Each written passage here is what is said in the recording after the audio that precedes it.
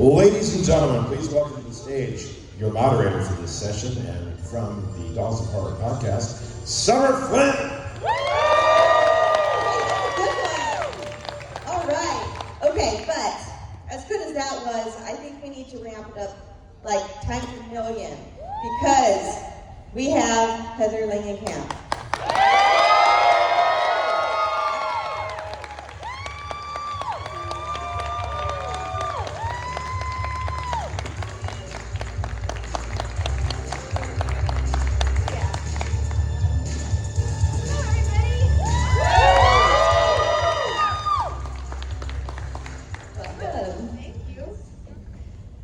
Hello. So how has the convention treated you so far? Very well. Good. It's only, what time is it, 2 o'clock? 1:50. Oh yeah, I've been very busy. Thank you so much, I really appreciate it. Awesome. Well, obviously, we have a lot of nightmare fans, and I'm no different, but there are a few things that I want to talk to you that are not nightmare related about, okay? Okay, I've talked to you about this before, and I even gave you a picture once. Tanya and Nancy. Yes.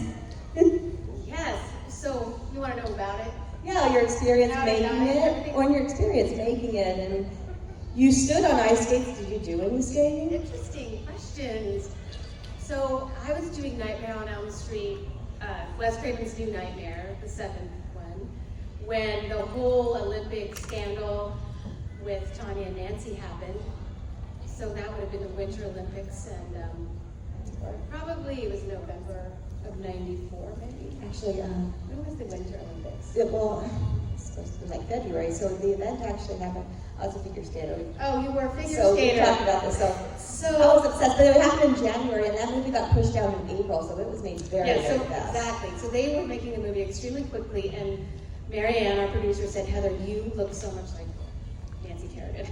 And I'm like, "I do?" She's like, "You look just like her. Look at this." And she brought a newspaper that had Nancy's face on it, and I said, "Wow, you're right. Gosh, I do kind of look like her." And she's like, "I'm calling the producer, telling him you have to come in to audition for that part." So we found out who was producing it, and we called the casting director actually, and she said, "Okay, come on in." And I went in with my hair pulled tight back in one of those Nancy Kerrigan ponytails, and she's like, "Wow, you really do look like her." So I got the part pretty easily, and I didn't even think that I would have to ice skate that much, but I did have to go to training. I went to a small rink in Van Nuys, California with my trainer, who was a skater probably like you, who did a lot of skating for various shows, and she was a beautiful skater. And so she taught me how to do some kind of moves to look graceful on the ice, like when you have to come out and stop and have your hands up. That stuff like just standing. You had a lot of standing, and then Gotta stand right. getting on and off the ice.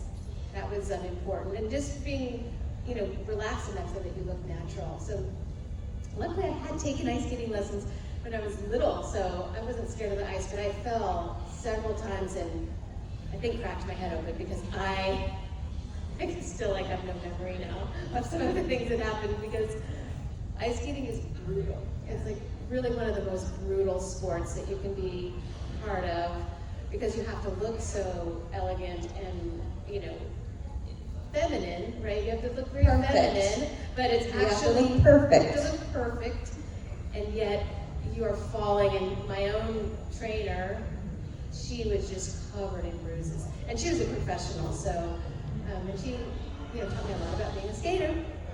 And so we shot in the course of about a week, and they just made that movie right for television. It went out, like you said, in 2 months. Yeah, they made it and pushed it out quick. I mean, they just had a guy on a camera shooting a movie. It was literally how they do movies now, but back then it was considered very, very fast. Yeah, and I love the pseudo-documentary style. Yes. Also, I'm sure that helped in speeding I things mean, up. I think it's a pretty great little movie. It is a great little movie, and I was actually talking to Bill Mosley about this last night, because he asked me if I had seen I, Tonya, and I said, yes. He's like, did you like it? I said, yes, but Yes. it was basically the exact same script as Yes, your Tanya movie. and Nancy. And they ripped that off They did. so hard. and they embellished some things, and obviously the skating was better, and the technology was better. Yeah. But like they ripped that up so hard. It was the same script. It was, well, one of the things they did, okay, we won't stop talking about ice skating, but so they had, we had a big rink that we worked in, and they put us on a kind of a sled, and they would pull us around with, I don't know whether it was like a Zamboni, but anyway, so we would pretend like we were skating while we're just basically standing on a wooden sled that would be pulled around the ice. So that's why a lot of the shots where the background's moving is how we did that. So, you know, it was hard. There were a lot of falls. And I did cry one time because I hurt my head. But it was amazing. It was worth it. I may or may not own it on DVD. Really? Yeah, just saying. Nice. Yes, part of my childhood, you know. Okay, so we put the call out to the Dolls of Horror listeners for those who couldn't be here if they had any questions for you. And we got one or two. So Robin would love to know about your experience on working with Mike Flanagan on Midnight Club. Oh, yes. Well, this is something that my latest piece of work is Dr. Georgina Stanton. I play a woman who runs a hospice for terminal, young people with terminal cancer. And so Mike Flanagan, his casting agent, called me one day and said, you know, we'd like Heather to audition for a part. And in my mind, I'm thinking, okay, 1 week, like a little small part, because that's, unfortunately, a lot of offers I get are just for very small cameo type roles. And I could only hope that, you know, I'd be asked to do a big part for him. And so when I got the script and it was, you know, a character that goes through the whole 10 episodes, I was just thrilled. And Mike Flanagan is a big fan of horror, obviously, and loves Nancy. So I was able to work for him, and he's just a great guy, and he's kind, and he has very strong ideas of what he wants to do, which is always wonderful to work for someone like that. And so we worked on her character, and then as a bonus, you know, I got to be the devil, I got to play a detective, I got to play all these other characters in the show. And if no one knows the premise of the show, the beginning and the end of the show are usually about the kids living in the hospice, and the hospice is this giant, scary mansion. But at midnight, they sneak out of their rooms to tell scary stories, which all are based on Christopher Pike novels. So Mike Flanagan has, you know, bought the rights to most all of Christopher Pike's work, and we only got to shoot like maybe 4 or 5 of them in the course of our 10-episode show. So I'm really wanting him to figure out how to get those other Christopher Pike novels back on the screen, because they're really good stories to shoot. And if you were a kid of the 90s, you probably read the Christopher Pike books. Yes, I was Christopher Pike and R.L. Stein's Fear Street, and honestly I still do, because I don't have time to invest 6 months into a 1,000-page Stephen King novel as much as I love them. But reading a Fear Street book is like watching an hour-and-a-half movie. Yeah. Right? Kind of with them, and yeah. And they would all. But also, I mean, the Midnight Club books have some Yeah. very serious themes, and I think kids who read them feel like they're kind of getting a glimpse into a more mature, a different kind of emotional world than R.L. Stein books, I think. I don't know. Well, yeah, different levels. A little yeah, there's also little levels. Yeah, different levels. I was on like the teen level. Yeah. You know, but it's absolutely true. Yeah, the young adult novels of the late 80s, early 90s are really something special. Yeah, and they're intense, and, Yeah. and our show is very intense in some parts, and we do deal with death. We're one of the best actors in our show, Ruth Codd. Unfortunately, she's the first character to die, and I think when Netflix was like, "You're killing her off," like after they saw like what an amazing actor she is, yeah, she was phenomenal. Working with all those young people was very inspiring. I have to read this one because it made me laugh out loud how he phrased it. Clark wants to know, he phrased it like this: you know there is a desire from people to see Nancy go against Freddie again. Do you feel like you are done with the character, or would you be willing to play Nancy one last time? Ooh. Of course I would play Nancy again, because I played her as a teenager, and I played her and a woman in, you know, my mid-20s. I played her when I was 30, and now I really feel like, you know, 30 years later, it would be really fun to play her again. And there's so many great stories I can imagine. Just, every day I think of a new way that Nancy and Freddie could meet and battle. I think of it all the time. That should be the new Netflix series. I'm just saying. One a different kind every week. Yeah. That'd be great, right? Yeah. Okay, audience questions. Raise those hands. Right there, sir. What was it like working with Wes Craven? What was he like as a director? Just a person on set, that kind of stuff. Well, when I first met him, I kind of confused him for like the accountant. I mean, he just didn't look like a director like you imagine. He wasn't wearing cool clothes. He, was wearing a tie. He was wearing a button-down shirt and probably khakis. And he just looked like somebody, who's not filled with this crazy imagination. He looked very plain and, not boring, but just very straight. And when I got to know him, I mean, he was very twisted. He had, as a lot of people, I think he was raised in a pretty repressive atmosphere. So he had to expand his own internal world. And all of the ideas that came out of Wes Craven, I think, were probably helped because he wasn't able to express himself as he wanted to as a young person. And only when he became an adult was he able to actually go see films, was he able to have freedom, was he able to, live in an artistic life that he wanted to express. So once I got to know him, he was very witty. His humor was so fast. Like if you said something, he would have a comeback right away. And I always found that really intimidating. I mean, he was intimidating. He was very smart. He, knew what he wanted. He, over my lifetime, he had a lot more power at the end of his career than he did at the beginning. So in the beginning, there was a lot more jokes and a lot more people, kind of screwing around and ribbing each other. And as he got, more confident and more successful, he became kind of a statesman. He became kind of a more, I think people were in awe of him a lot more. And I don't know if he loved that, but certainly I noticed the way people around him acted differently over those 30 years that I knew him. My husband got to work with him on Surfing in the Rainbow, and they had a really different relationship because they were like partying every night, and it was like really wild. They were in Haiti and they were in the Dominican Republic. And when you're on location in a faraway country, people get to know each other really, really well. And then even my husband's father, Lance Anderson, they would socialize with Wes. So I have heard stories about Wes from all different kinds of people my whole life, and so I feel so lucky to have known him. And now I'm friends with his daughter. I know his son, and it kind of feels like an uncle or someone that you would just get to know very well over your life. That's really cool. Thank you.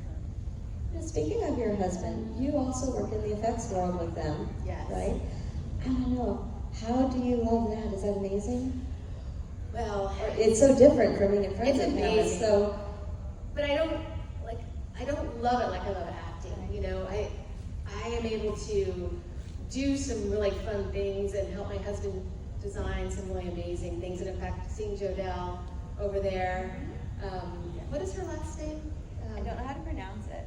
Anyway, she played one of the Buckner children in Cabin in the Woods, and she wore zombie makeup, and they come out of the ground, and she's the zombie, and at the end of the movie Cabin in the Woods, she comes out and kills, I won't give the ending away, but anyway, she is sitting next to me, and it was just incredible. She's already grown up, and she was a young, maybe she was 11 or 12 when she did that movie. So watching David make those characters, designing the Buckner family, designing Merman, designing and then making things like that unicorn, that, all of the things that David's made, I am in total awe, and I kind of watch from the side. I have no artistic talent, I'm not a makeup artist, but there is so much work that has to be done to get those things to the screen, and so that's what I mainly do. And I'm ordering silicone, I'm, trying to get the This price is, down on a bunch of acetate, calling vendors saying, come on, can't you do me a favor on this, or I don't have any budget, I'm that kind of person. So I'm working in a way that I'd like to do it, but it's not my passion. And being an actor is something that I just really hope can continue. And working for Mike Flanagan really made me think that maybe I have to get more lucky. I guess I have to just work harder to get some more parts. No. As Elena says, manifest. I'm manifesting. Yes. I did manifest that, so I will continue to manifest. There you go. Yeah. More questions? Yes. Sam. It's a two-part. How did you get the role of Nancy, and when you got it, I mean, how did you feel when it projected you to the title screenplay? I think, what's the last part of the question? I said, how did it feel to know that that role projected you to the title screenplay? Yes. Right, so I had asked my dad to loan me, I can't remember what it was, $3,000 or $4,000 to move to Los Angeles to be an actor. And I said, I'll give it 6 months, and if I get a part, then it will have been worth it, and if I don't, I'll pay you back, when I can. So I was in college, and I was going to be a sophomore, and this is when I decided to, I've got to go for it, because I had gotten my Screen Actors Guild card by being an extra in Ramafish, and in Tulsa, and they had given me a SAG card, which is so hard to get, and I thought, if I don't try to be an actor now, it'll never happen. So my dad lent me the money, and he came down to LA to make sure that I was really living in a real apartment. I wasn't living on the street.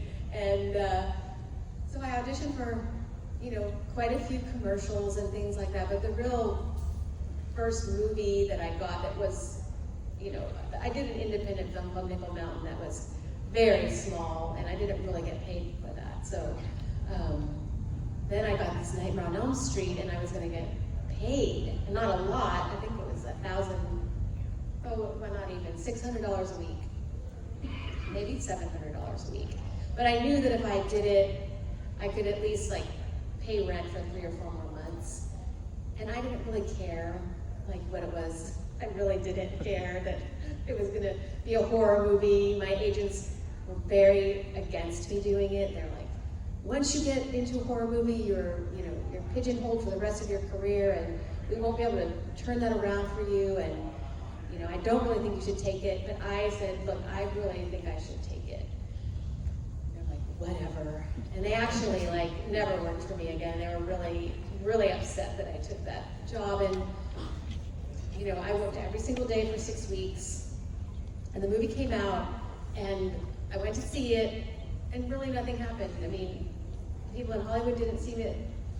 People in America, if you saw it on the screen then, you saw it, but there was no VCRs, there was no VHS tapes, there was no way to go to Blockbuster and watch the movie. So there was a little point of time when, really nothing happened afterwards. But then as soon as VCRs were invented, then suddenly, it started to become a popular movie, and then I started hearing that Scream Queen, and then maybe 5 years later, they made the sequels, and then it got more popular with Nightmare 3, and then 10 years later, we're going to conventions, we're signing autographs. It was a slow ramp up, and now I feel it's the best thing that ever happened to me, but it took a long time for that to settle in, and a lot of it has to do with meeting so many fans and being so grateful. Thank you. And you've made it a classic. It didn't happen on its own. It was because of you guys that you watched it enough, hundreds of times that now it's considered, it was admitted into the Library of Congress. So it's now a very important film. Yeah. Oh, by the way, you have those tapes at home, the original ones that are worth a fortune now. I saw one on auction for $8,000 the other day. So yeah, go and find your little Nightmare on Elm Street VHS and take good care of it. I've got mine with all of y'all's signature on it. Oh, there you go. I do the very first one. These are going to be priceless. And then I have a laser disc too. Wow. The collections that you guys have are impressive. Very impressive. I still love my Freddie phone. Oh, you have your Freddie phone. Yeah, it's so cute. Yeah, those are great too. Patrick Hart designed a Freddy Krueger phone with the squishy tongue and everything. It's and pretty it was realistic. blue, and it was Yeah. great. And he's such a great artist. He's here this weekend, and you might have some. So go find his booth and check him out. I'm not sure, I haven't seen the booth yet, but as you're here, you probably built So some. he sells out, you know, No. he has them. Yeah. It's worth getting them. I bought What was it like working with Deb? So I always say this because, you know, his career is taking him to much higher places than mine has. And I've always admired his work, and he was the nicest person you could ever meet. He was new to Hollywood just like I was. We had so much in common. We didn't know really what we were doing, but I had worked on a few more things, so I would give him all my tips. Like, stand on that mark, then you'll be in focus. And that's like, because, you know, in those days, you had the camera operator or the director of photography who's actually, you know, behind the camera, and then you have someone that's turning the dial for you to be in focus. And they've measured you in all the different spots on the set, so they know that if you're there, you're 3 feet away. If you're there, you're 3 feet 2 inches away. And so these people like have this coordination and this memory that was pretty amazing back then.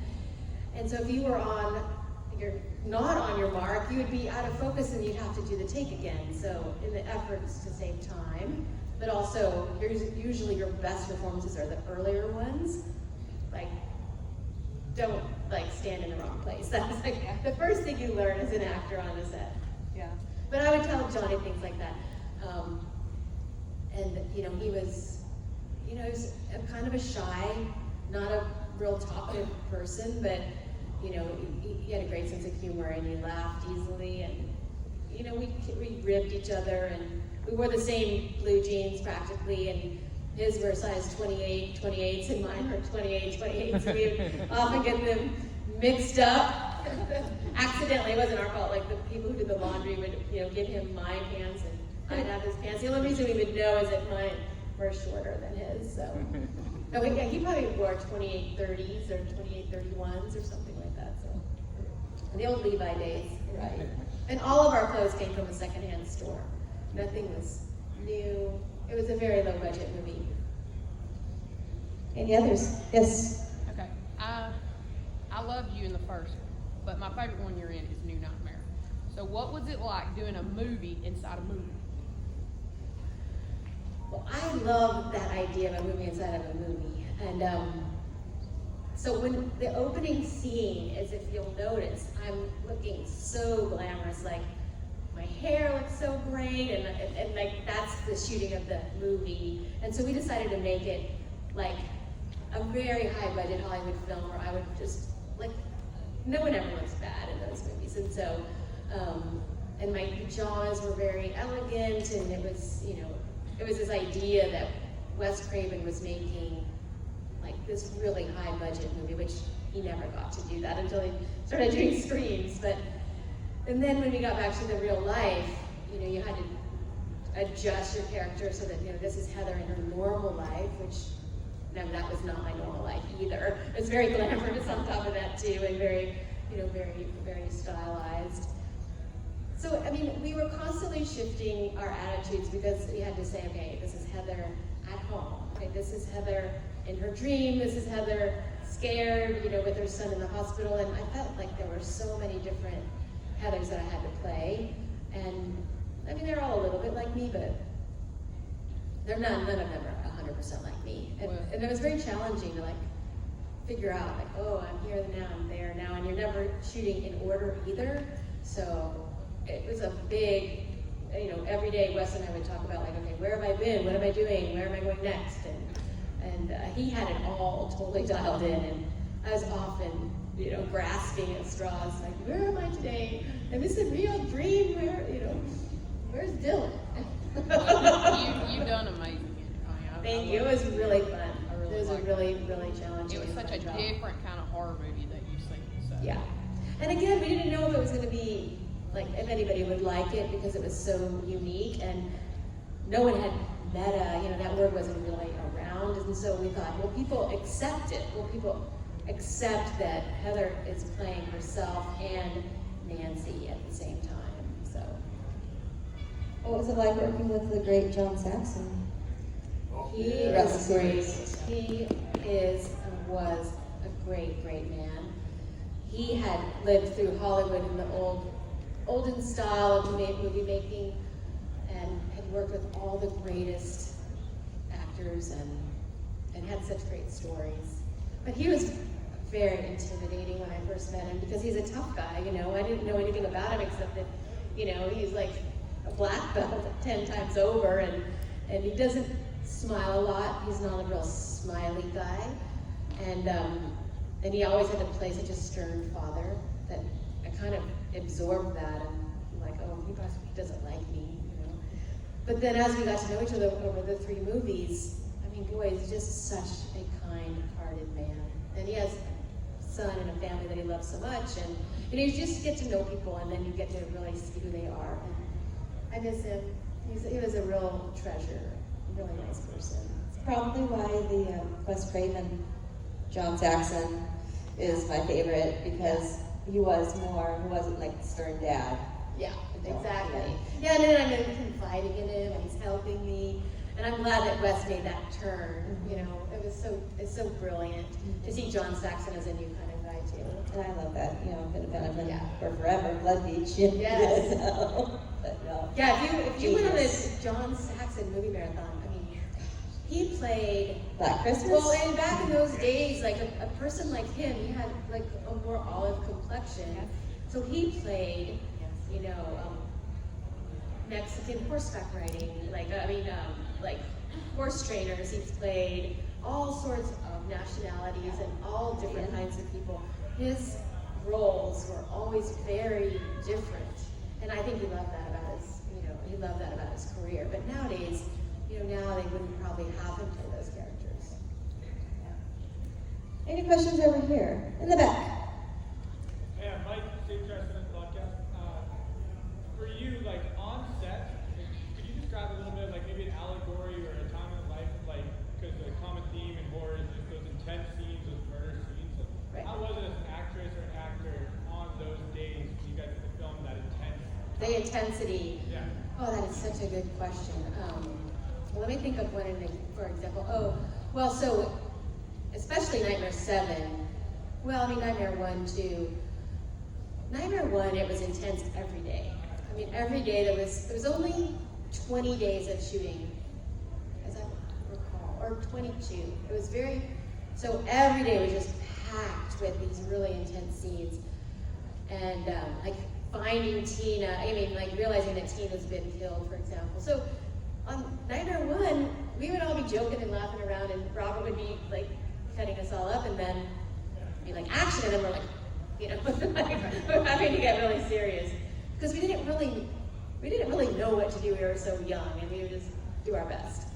But by the time I did Nightmare 7, I felt like there was so much more weight, like, to making these scenes really intense. And so, and as an actor, I'd probably evolved a little bit more to realize that I had to really prepare, you know, emotionally to get to the point I wanted to get to. And sometimes I'm successful, and sometimes I wasn't as successful as I wanted to be. But especially in the final scenes when I'm in the dungeon and I'm trying to find Freddy, like that fight that we had to do, and I, you know, get to say, fuck you, you know, and like we practiced a lot, we worked on our choreography a lot, we made sure that we knew where we were gonna be and be in the right light and be, you know, practicing. It's kind of like a dance. Robert would be like left, right, left, and I'm like right, left, left. And you know, we do little things with our feet. It was a tango. It was a tango, exactly. And Robert's really into planning all the fight scenes and Safety right there. and safety too, because he had those claws and he never wanted to, you know, have me go left and he goes right. Ouch. So we always practiced a lot. And even in Nightmare 1, all those scenes in the bedroom with the, you know, feathers flying and he's lifting me up, and we would rehearse, you know, probably an hour, getting all the moves just right, and then they would, you know, let us do it more spontaneously. Those scenes with Robert were the hardest because you wanted to be scared and natural, but you've already rehearsed it a lot, and that, you know, those I think are the hardest scenes to do. You want it to be spontaneous seeming, but you really have gone over it a lot, and that's the biggest part of, I think, being an actor, is making it look fresh So I love the intense scenes. I love all the scenes with Robert. Those are definitely my favorite. And the very technical scenes, like in the bathtub, those were always really fun. But when Wes says, action, you just had to like send it all away. Like everything that you had learned, everything that you had practiced, everything that you wanted to do, you just had to let it go and just hope that what was going to come out of you was right and not think about it. Because the minute you start thinking, you look like you're thinking, and you can tell when actors are thinking on screen, and I hate it, but I know how hard it is to do that, and you want it to just look like it's a regular day, so that's the hardest part. Saw another one over here somewhere, right there. You! Okay, we have both of you. Yeah, let's do both. Yeah, ask a quick question. You were one of the original Final Girls. Why did they need you in 3? That didn't make any sense. Why they kill me in 3? Yeah, well, because Wes Craven does not care. Like he didn't buy into any of that. Nope. He didn't look at the outside world and say, oh, they're calling Heather a final girl, therefore I cannot kill her.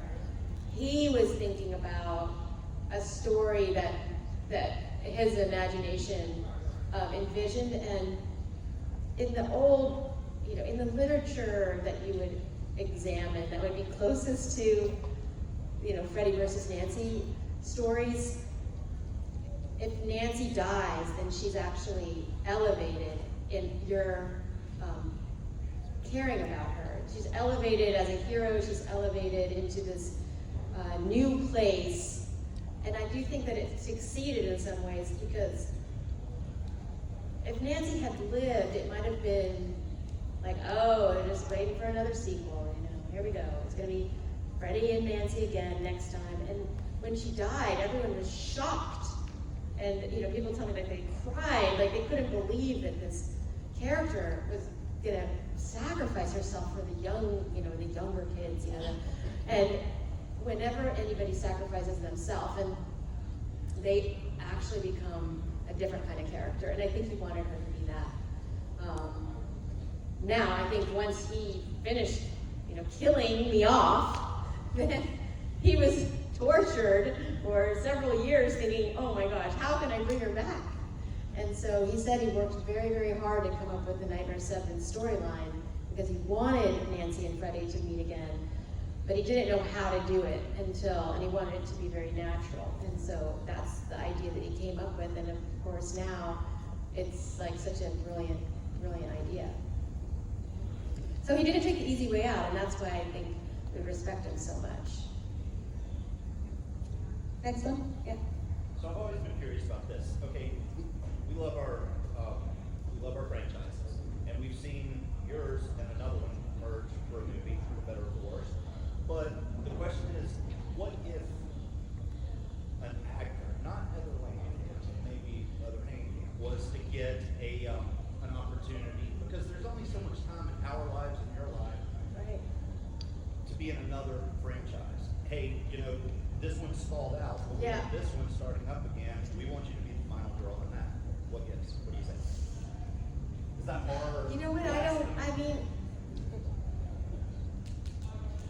don't know if I have it in me to do it with another group of people. I feel like I'm in a family right now, and I feel that this family has been very good to me, and I think that it's okay for another person to take on the other franchise. I don't want to say that I wouldn't take a role in another franchise movie, but to be the lead driving character, at this stage of my life, I feel like I'm too loyal to Nancy and Freddie to kind of invest in another big, long, franchise. But on the other hand, if I was playing a character that was like super different, that wasn't a final girl, or like say she's like owns a hospice for teens who are terminally ill, like that could be, if that was a franchise, if it had been picked up, I can see playing that character, because she's a 60-year-old woman. I can see playing that into the future and being part of a big franchise and have a really important role in it. But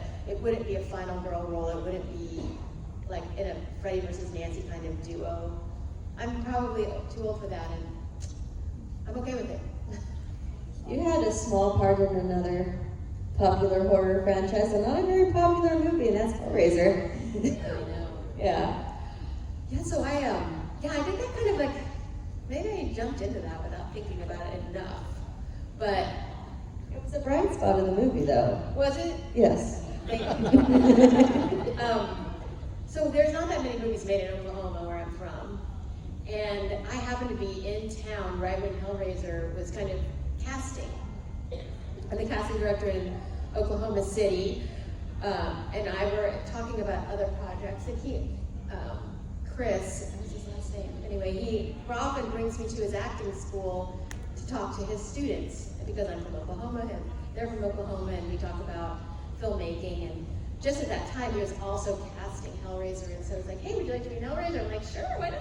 You know, and so it was like, well, come over, we're gonna shoot this in one day. But I'm not, like, one, that familiar with the Hellraiser whole franchise, and two, I thought that the part was gonna be a little bit meatier than that. But it turned out okay.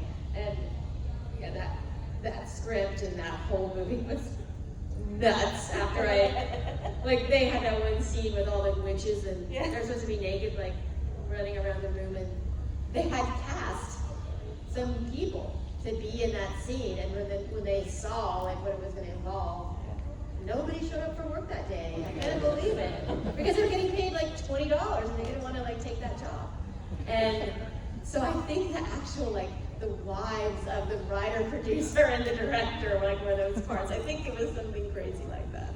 Like they just had to fill in those roles. But no, Gary Tunnicliffe is such a nice guy. He's a makeup effects artist. I really want all the success for him. So that was another reason why, you know, when you get an opportunity to direct a movie like that, it's good when your friends like try to help you. So I watched it, I was like, okay, I didn't know you were going to be in it. look at But her, it like was- a leopard skin blouse. I mean, come on, Yeah. that's awesome. But I didn't look at the cast credits before I started watching it.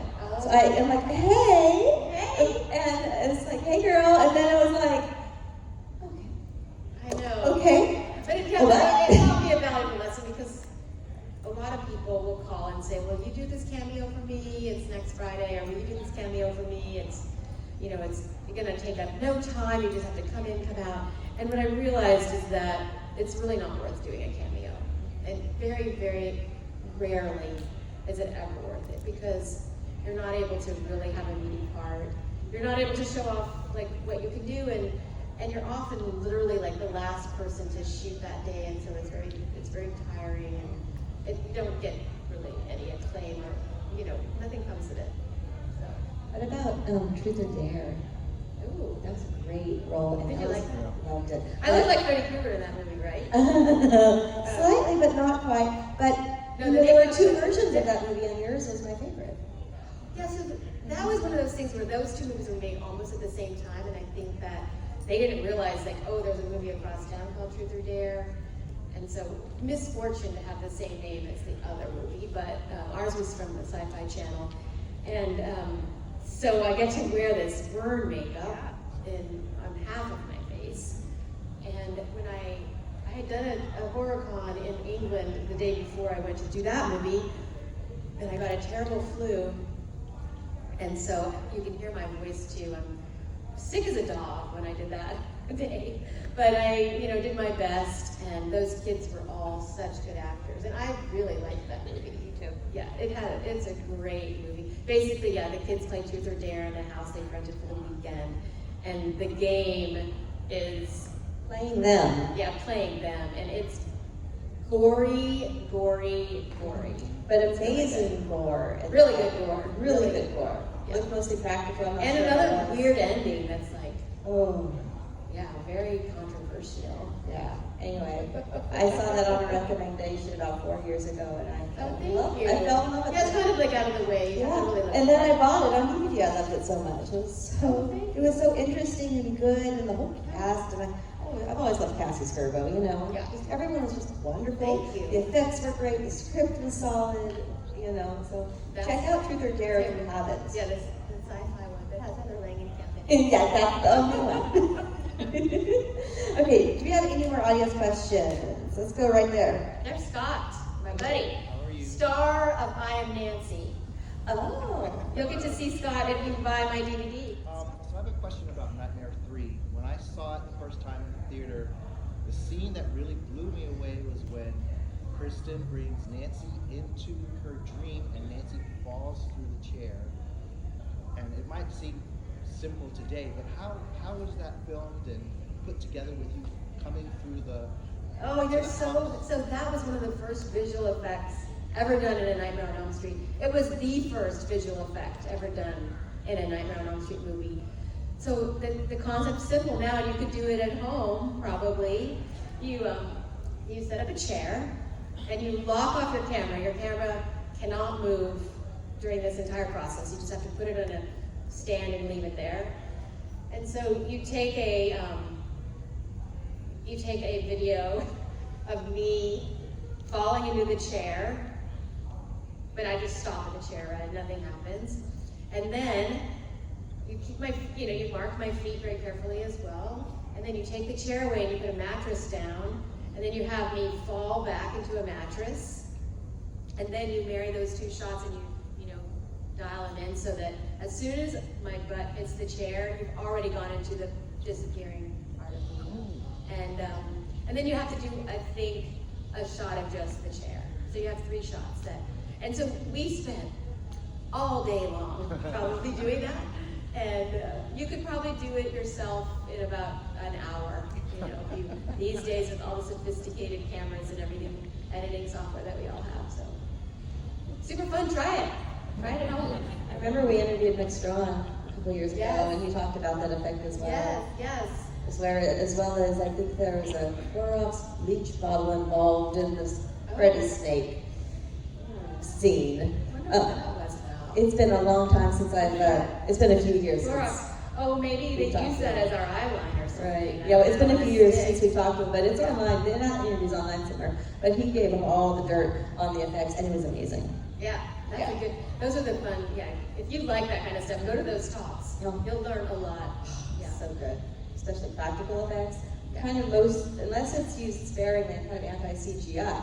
Right, I need the right. practical CGI for helping things out, but pure CGI, I'm not a fan. Well, and my husband David is always he's always designing really great those kinds of visual effects. Like for Cabin in the Woods, we did so many, but one of them was like the little zombie arm that like crawls across the road, like the elevator, and literally, I think we just like pulled it across with a string. Like it was very low tech, a lot of those effects. Do you have a favorite effect from that film? Well, one of my favorites is the unicorn, where the unicorn comes galloping and then, impales the guy against the wall. And those are great if you're making your own horror movies. Those impaling shots against a wall are super easy to do. So you have a wall with a hole in it where you stick the actor's head through it.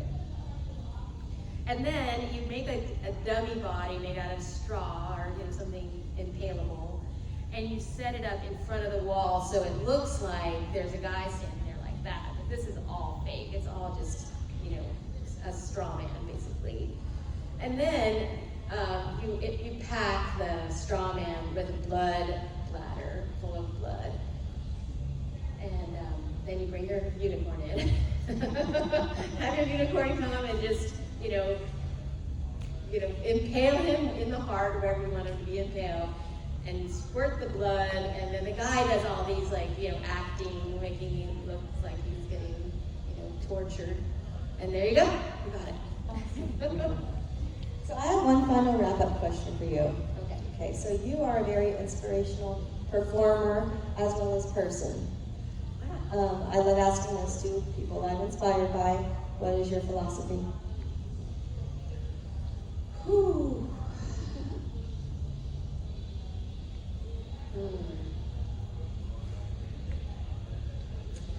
Wow. Okay, you want my Take your time. You want my really depressing role? No. My philosophy actually is go after what you want to do. You might not be successful, but you just need to go after it. And once you've tried, you're just so much better off for it. And you can also sometimes change your path along the way. So I really wanted to try to be an actor. I really did try, and I was lucky that it panned out. But later in my career, it wasn't panning out, and I wasn't getting a lot of jobs, and so I said, well, I want to have a family, and so I went after that, and I had my kids, and they grew up and went to college, and then you go along the way, and things inspire you, and it inspired me to help my husband in his business, and I went and did that, and I always feel like what's going to make you happy at that moment, and like kind of about manifesting, it's kind of similar to that. But worry about yourself, worry about what you want to do. Don't worry so much about what other people are doing. And we only have this one life. But I also kind of believe like we might have other lives coming up, and we probably had other lives behind us. So the whole range of experience is probably available to us. So just pick something. Pick something. That's my philosophy. Beautiful. Pick something.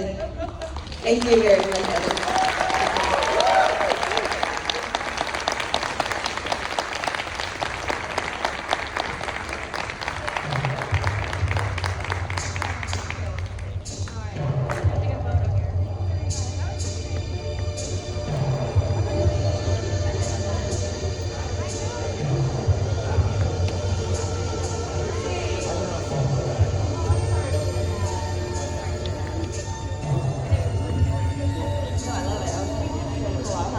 Where do I get one?